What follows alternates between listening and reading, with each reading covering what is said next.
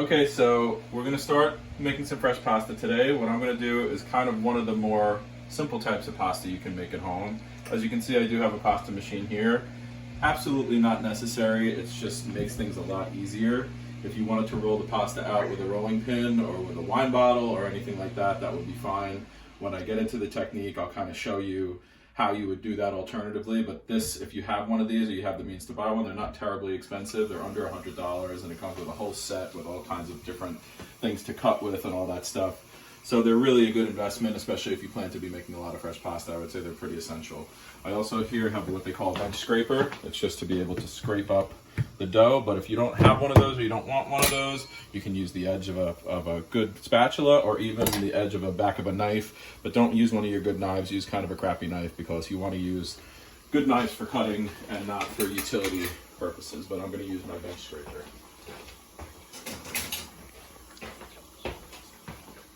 Alright, so the ingredients for my pasta are going to be some flour. I always use organic flour because, as a lot of people don't know, enriched flour is not very good for you. It's enriched with folate, it's enriched with synthetic B vitamins that a lot of people don't tolerate very well.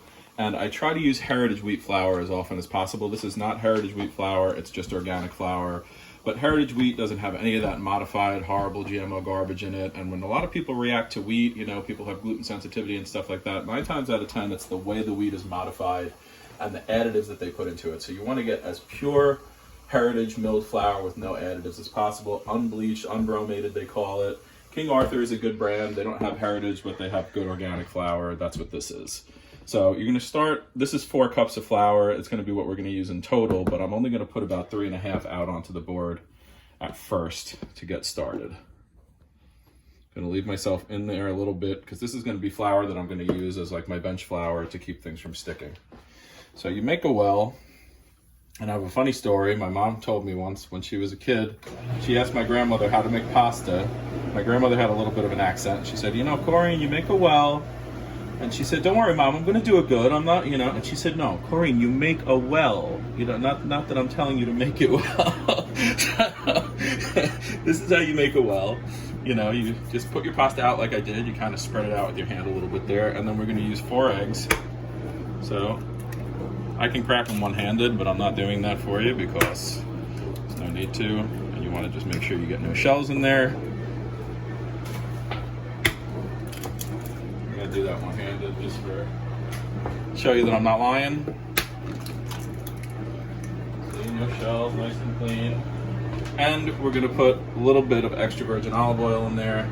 That's just going to help the end product. That was maybe about 2 tablespoons. That's going to help the end product from sticking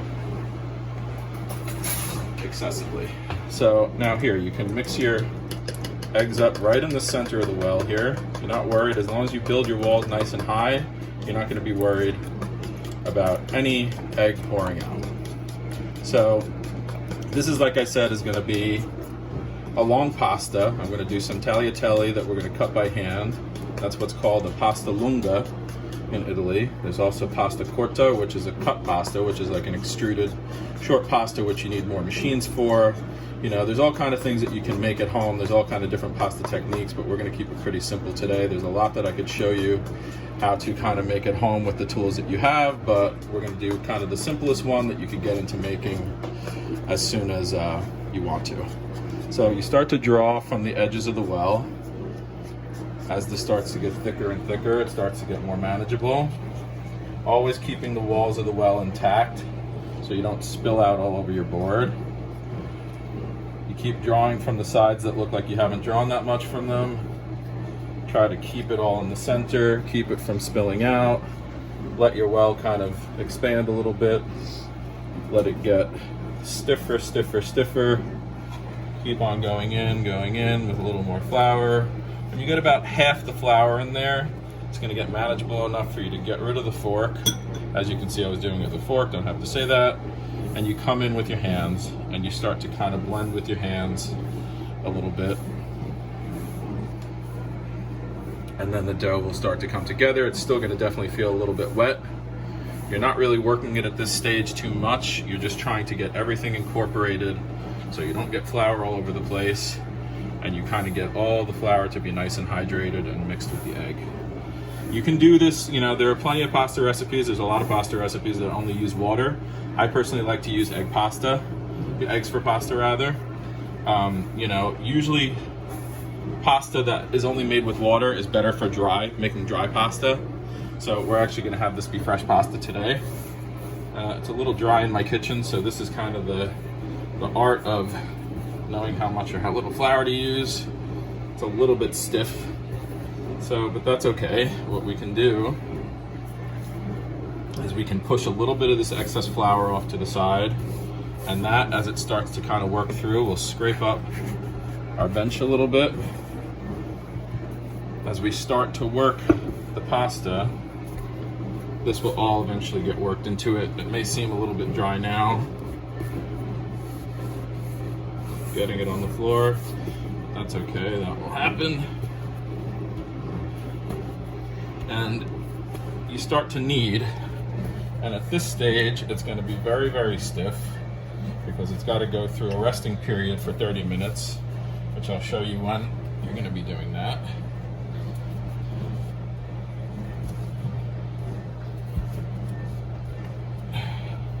And what you want to do is start to knead your pasta. This is definitely excess flour. You know, it's just like making bread, where, I don't know how many of you have experience making bread, but the conditions in the room will dictate how wet or how dry the final mix ends up being. So you need, come in closer for this, you knead your dough by turning it 1/4 turn over on itself and pressing with the flat of your hand, trying to elongate it. Feel like it's getting stretched under your hand, but you do that with a quick motion. So you just keep turning 1/4 turn, pressing in. This is where you have to kind of use your muscles a little bit. Pressing in, 1/4 turn, pressing in, elongating. That's how you're developing gluten. You have to imagine gluten like long protein strands that just keep getting strengthened and elongated as you knead.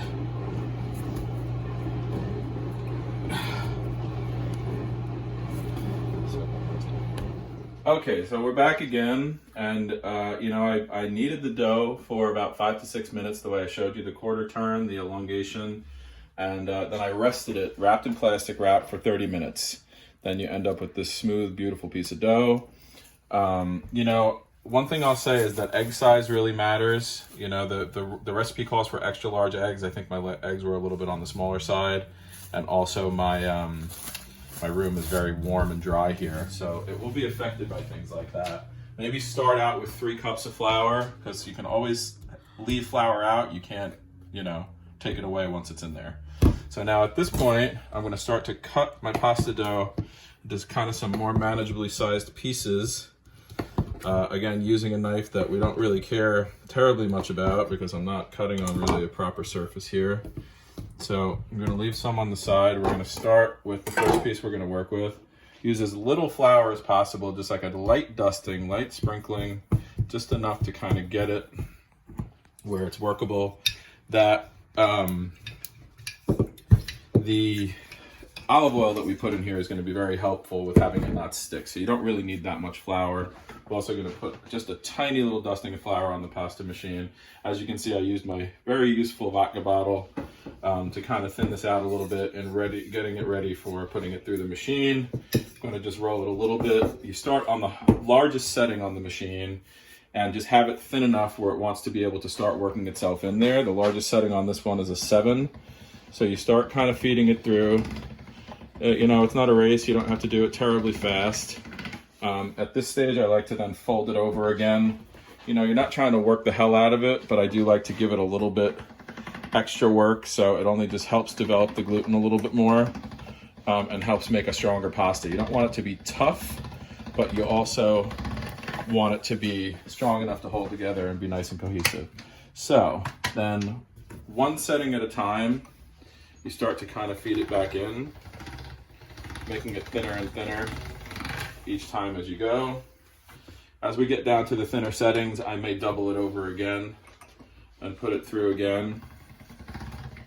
So as you see, it starts to get stretched out and elongated. So now we're down to a 4, we flip it over again, get it back in there, it starts to kind of get purchase and then goes through, starts to get more elongated. At this point I'm going to double it over again and just work it through again, doubled. This also just helps with kind of making a more evenly sized and cohesive sheet of it. If you see it start to bunch up like that, you want to go a little bit slower, because if it bunches up in the machine, the pasta sheet will start to tear. And also, your handle can slip right out, just like that. It's not really completely touching food, so we're not going to worry about washing it off. Now I'm on the 3rd setting. I don't go all the way down to 1 because I don't necessarily like my pasta to be that thin. I like to have it have a little chew to it. So, but as you can see, that is a perfectly beautiful sheet of pasta. I'm going to go down to the second setting, second thinnest, and straight in, slowly again, hanging into my sink, but we don't really care about that. Nice and slow. And look at that. Beautiful sheet of pasta, right texture. And now I'm going to make some nice tagliatelle out of this. So the easiest way to do that is just to roll it up. Take your knife, cut it into ribbons. Don't have to be exact in any way. It's actually better if they're not. It's Italian food, it's rustic. There should be enough, hopefully, flour in there still that your pasta doesn't want to stick together. You kind of let them unroll and help them unroll. And for some reason now what's happening is my dishwasher is in its dry cycle here. So it's creating a lot of moisture, and this is wanting to stick together. But it's not going to, because we have olive oil in there. And we also have an appropriate amount of flour on there. So you're just gonna have to, it's a little bit annoying. You go in, you have to kind of separate each piece.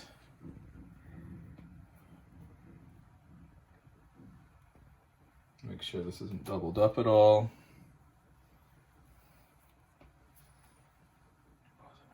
So now I have all that stuff unrolled. You're gonna, again, as little flour as possible, just enough to kind of keep us from sticking together. So that's my first batch, tagliatelle.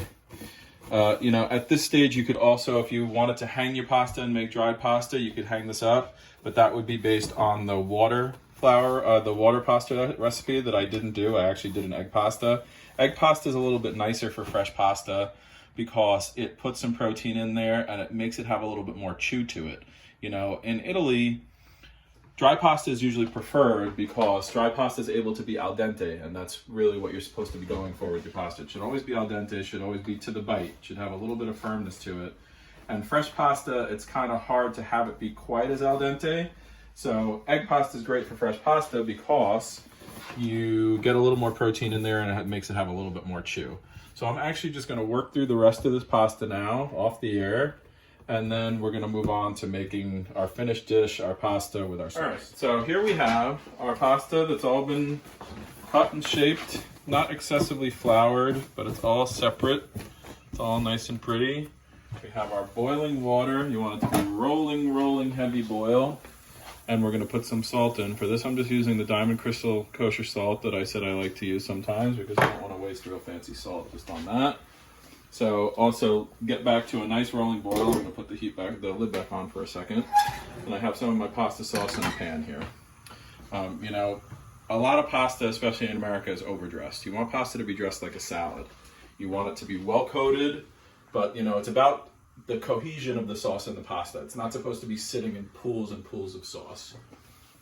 So here now my water is up to temp. I'm going to stick all the pasta in if possible, all at one time. This is going to cook for about 2 or 3 minutes. Make sure you stir it right away so it doesn't stick. I don't have a pasta pot. I don't know that, I think they're, you know, they're very convenient. They're great. They're actually great if you're going to be reheating, like you want to cook your pasta to a certain stage and then just dunk it again and put it into your sauce when you want to, you know, keep it cooked and ready to go, and then just be able to dunk it and serve. That's more for like a chef type situation. I don't always use that because I'm not always serving, especially not in my house. We're not serving guests immediately from the stovetop. So I feel that a pot and a colander works just fine for my purposes. The only thing you want to make sure you do is once your pasta is in, my ladle is in the dishwasher. Once your pasta is in and it's cooked for a minute or two, all that flour's come off and gone into the water. You really want to make sure you take a good ladle or two of your pasta water that's nice and starchy. This is not cooked for quite long enough yet. You want a little bit more of that starch to come out. You're going to heat your sauce in your pan on the stove top. Not like crazy, but you know, it wants to be nice and warm. You want to also have a set of tongs ready. I'm going to just rinse off my tongs here because we're really cooking here.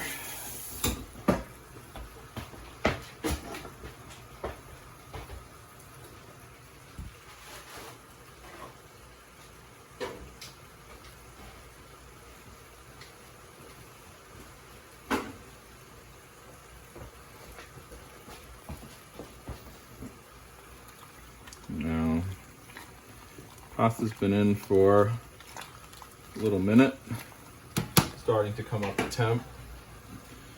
Nice uneven noodles, which I think are beautiful. See how starchy that water looks? You're gonna add a ladle of that water right to your sauce, because that starch, I mean, this pasta sauce is very nice and thick and very sticky from that bone broth that we put in, so I'm not terribly worried about how well it's going to coat the pasta.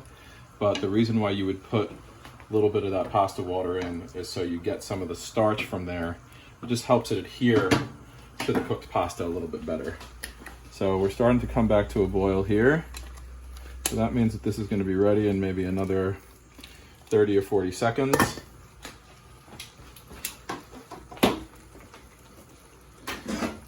Colander, sauce ready to go. This pan is going to be a little bit small, but it's the only thing that's going to fit on my stovetop with everything else I have. So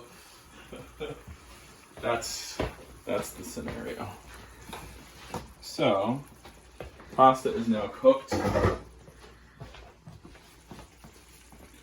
We're going to drain that pasta.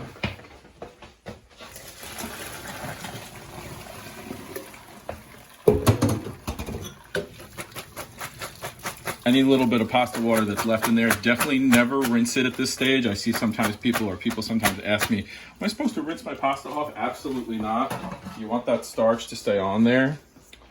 I have a feeling that this is going to go over a little bit, but that may happen.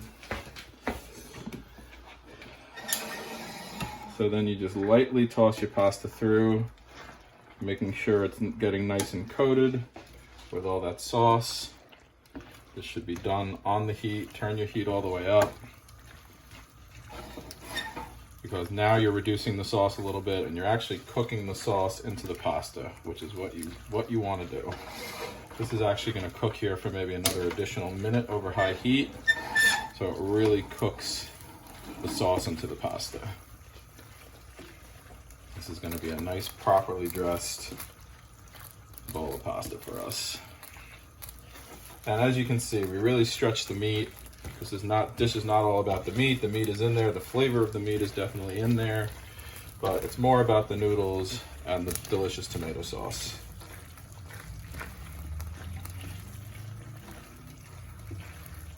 This pasta has been cooking in the pan for about 1.5 minutes. At this stage, you want to add just a nice little sprinkle of pecorino romano, sheep milk cheese that's going to echo the flavor of the lamb a little bit. Turn your heat off. One kind of nice little twist through. See, as you can see, there's not really, like, the sauce is a little bit pulled up, and that's okay, but you really want it to be dressed and all stuck to the pasta. It's not sitting in a pool of sauce. There's not a pool of sauce on top. You know, if that's the way you like your pasta, nobody's mad at you, but it's just not, you know, the really real authentic way. So we're gonna bring it over to the plate. Now in a restaurant, we'd have a nice long meat fork that we would twist this up with and put it in a nice mound in the center of the dish. But this we're gonna do a little less ceremoniously than that. Gonna do a nice little mound for me. Nice mound for my camera woman. Make sure we get a little bit of that extra sauce that's on top there. You know, we're gonna have a nice big dish of pasta tonight, so why not? A little bit extra. Nobody's gonna get mad at us if we have a huge serving, because I haven't eaten since this morning and I'm definitely hungry. So these are kind of tremendous portions, but thankfully we have these huge pasta bowls. And something that's always important, no matter if you're just serving at home, if you're eating it by yourself, take a little pride in how you plate your dish. Make sure it's nice and clean. It'll make you feel happier to eat it. Something that I always do, even if I'm just eating like a hot dog. I don't like to have any kind of little splotches or filth on the side of my dish. Call me crazy, but I like it to be nice and neat. We're gonna put a little sprinkle of cheese on top. Another little sprinkle of cheese on top. And now, in a perfect world, we would be using Coach Farm goat ricotta cheese, but we're not in a perfect world, far from it.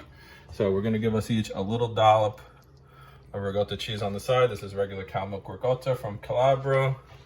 And we have some little mint leaves that are kind of starting to go bad, but they're gonna be great with this. So we're gonna just tear them up. Doesn't have to be anything fancy. You don't have to do a chiffonade or anything special like that. Little sprinkle on top. Rest of these on this side, little sprinkle on top. And we're gonna be cheesy and say, bon appetito. Enjoy your pasta.